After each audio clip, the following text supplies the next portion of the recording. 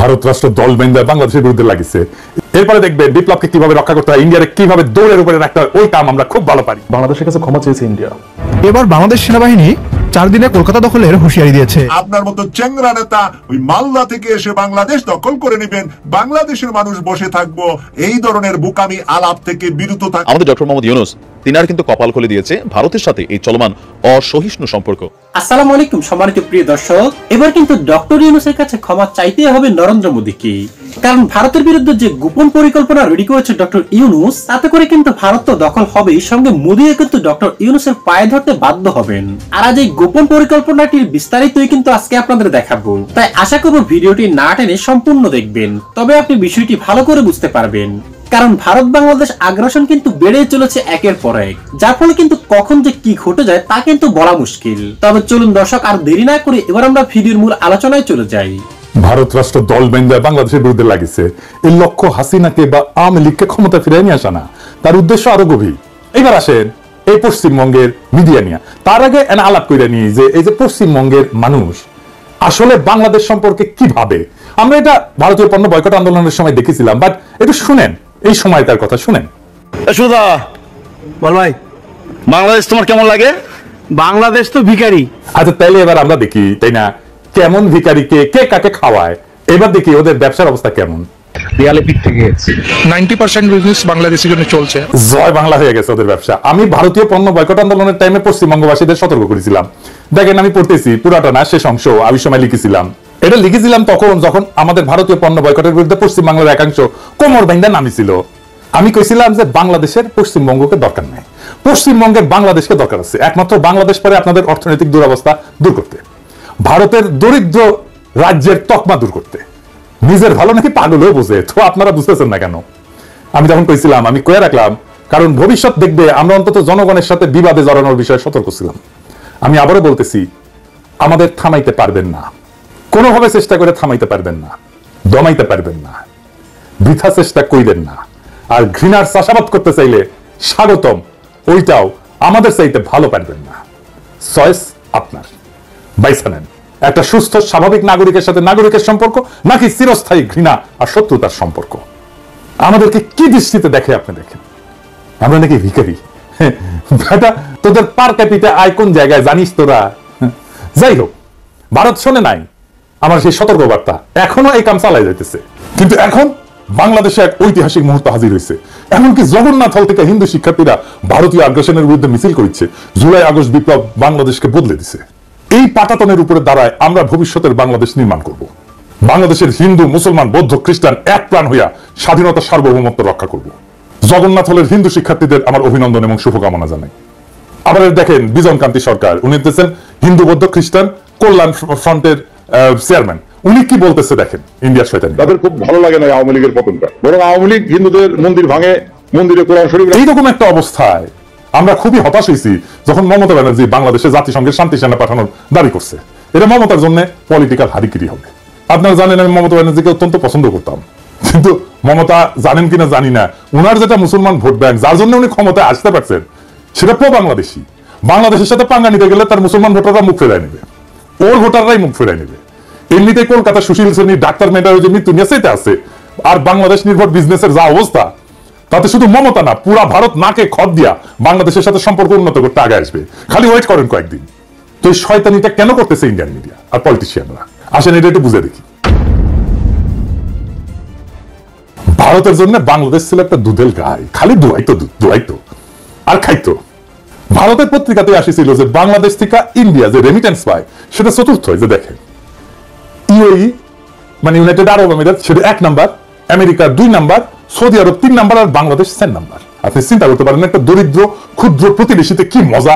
এটা তো শুধু চাকরি না, বাংলাদেশের সমস্ত ব্যবসা, আলু পেঁয়াজ বিদ্যুৎ আইটি সব জায়গায় আমরা খুঁজতে খুঁজতে দেখি কি যে নামে ফরাসি কোম্পানি কাজ করতেছে ইন্ডিয়ান কোম্পানি। আমাদের ন্যাশনাল আইডি আছে না, প্রিন্টিং, এইটা আবার 3 কোটি আইডির কার্ডের প্রিন্টিং এর কাজ হবে। এটা খুঁজে খুঁজে দেখলাম এটা ফ্রান্সের সেলফ কোম্পানি এই কাজটা করে আর কি। সেলফ কোম্পানি ফরাসি কোম্পানি, আমরা খুঁজে দেখলাম না কোম্পানি ফরাসি ঠিকই আছে, কিন্তু কামটা করে সব ইন্ডিয়ান। বুঝেছেন, সামনে ফ্রেঞ্চ কোম্পানি, পিছে ইন্ডিয়া। অথচ বাংলাদেশে অনেক কোম্পানি আছে ন্যাশনাল আইডি কার্ডের মতো কার্ড মেলা তারা ছাপাইতে পারে অনেক কম দামে, অনেক যোগ্য। একটা কোম্পানি না, মেলা কোম্পানি আছে। মেট্রো রেলের ডিসপ্লেতে দেখেছেন না হিন্দি লেখা, নানা ওয়েবসাইটে টাকার বদলে রুপি লেখা, এগুলো দেখেছেন না? কারা করতো? ইন্ডিয়ানরা করতো।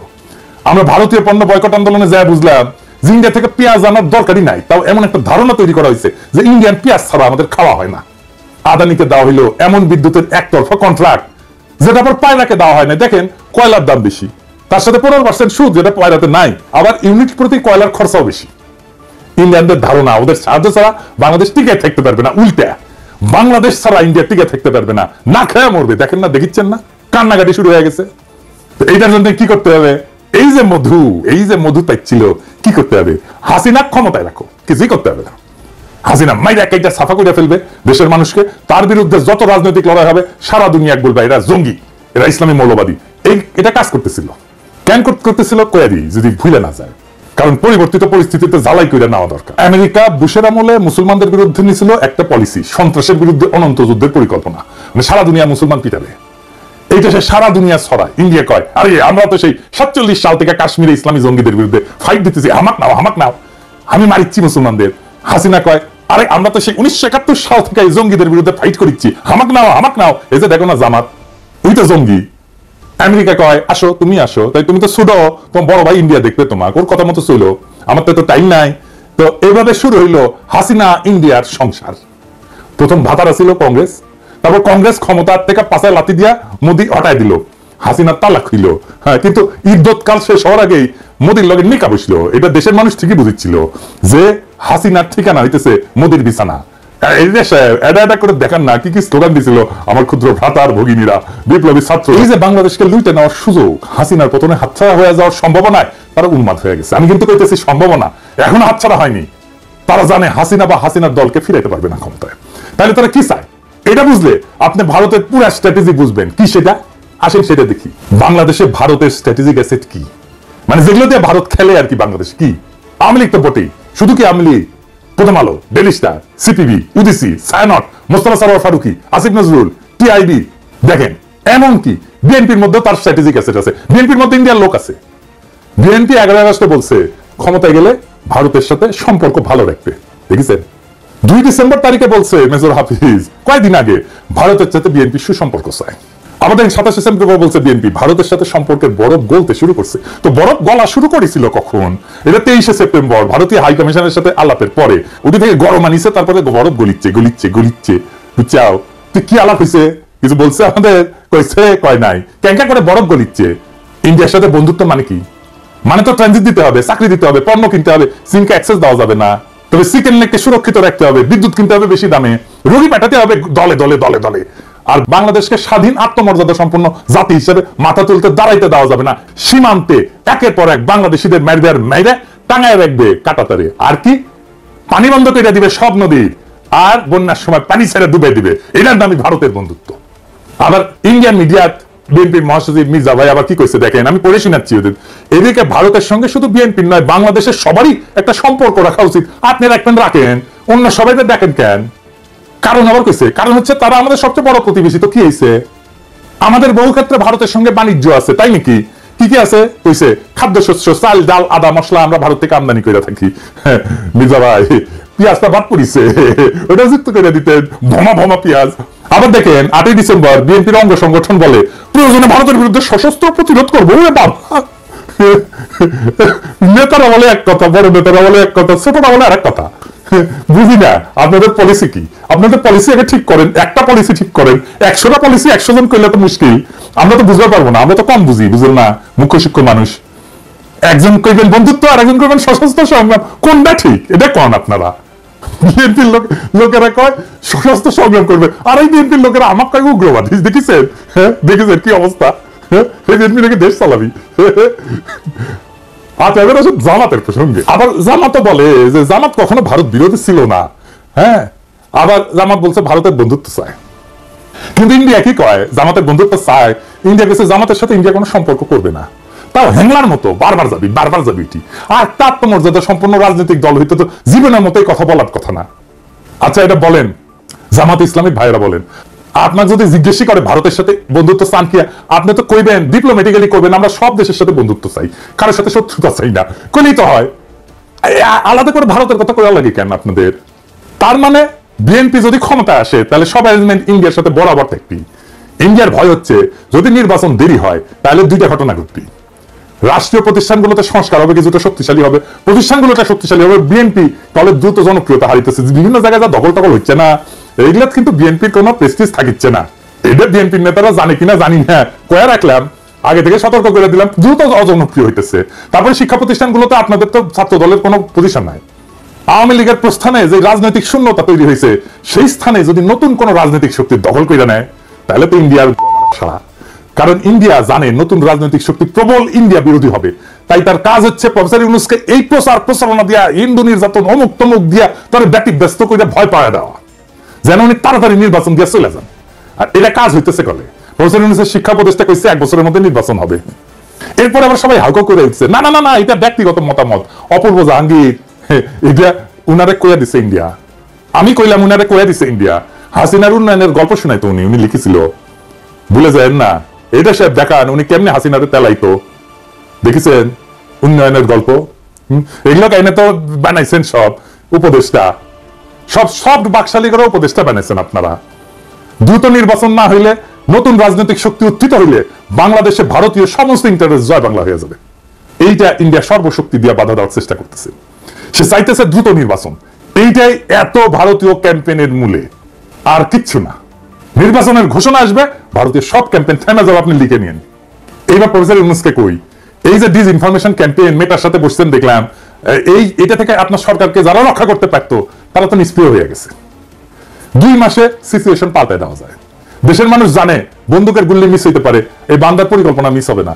অনেক পরিকল্পনা দিচ্ছে, আপনার চোখে পড়ছে কিনা জানি না, কিন্তু এই মিডিয়া ক্যাম্পেইন ইউটিউবে এপিসোড করে বলার বিষয় না, অন্যগুলো ইউটিউবে এপিসোড করে কইছি, বলে দিলে তো ইন্ডিয়া পদ্ধতি পাল্টাই দেবে, তাই না?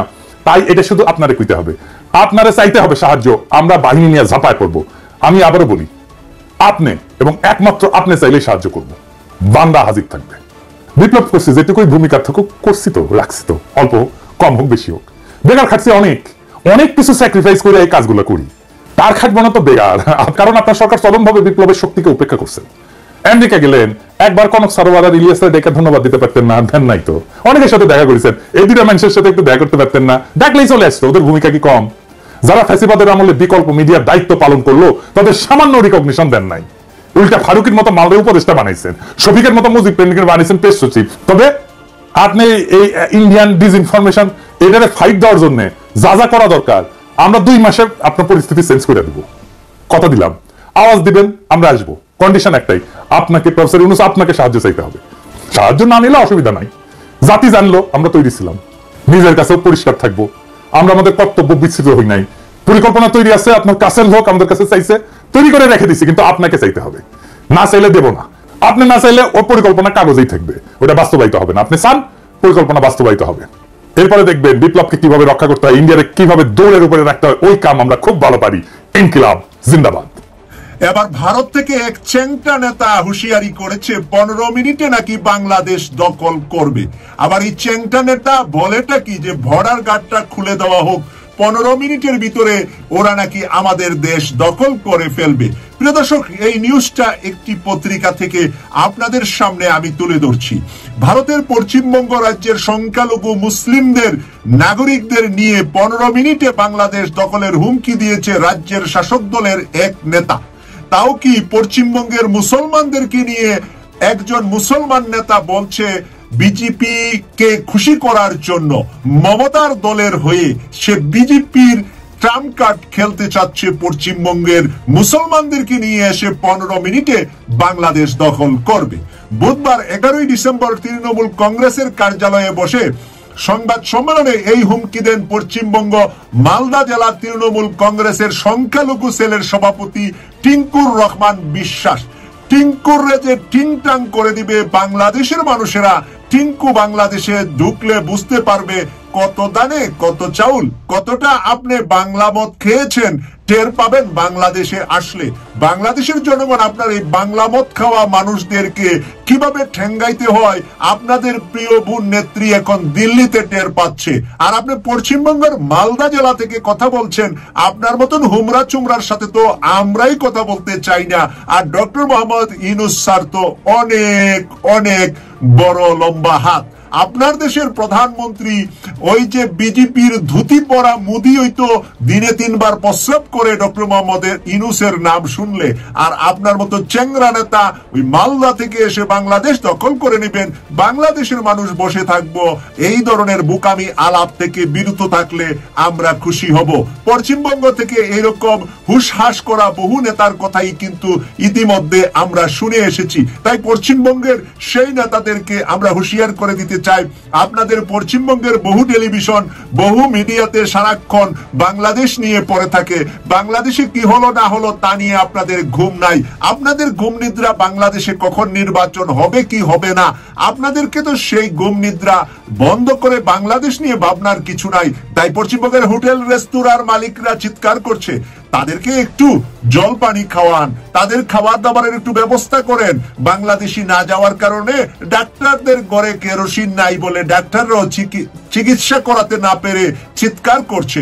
আপনি সেই দেশের এই ছোটখাটো নেতা হয়ে বাংলাদেশকে এত বড় কথা বলা থেকে বিরত থাকলে আপনার জন্য কল্যাণ হবে পশ্চিমবঙ্গের জন্য, কল্যাণ হবে ভারতের জন্য। তো সম্মানিত প্রিয় দর্শক, ভিডিওতে আলোচিত বিষয়গুলি শুনে আপনার কি মনে হয়েছে? কমেন্ট করে জানিয়ে দিন আপনার মূল্যবান মতামতটুকু।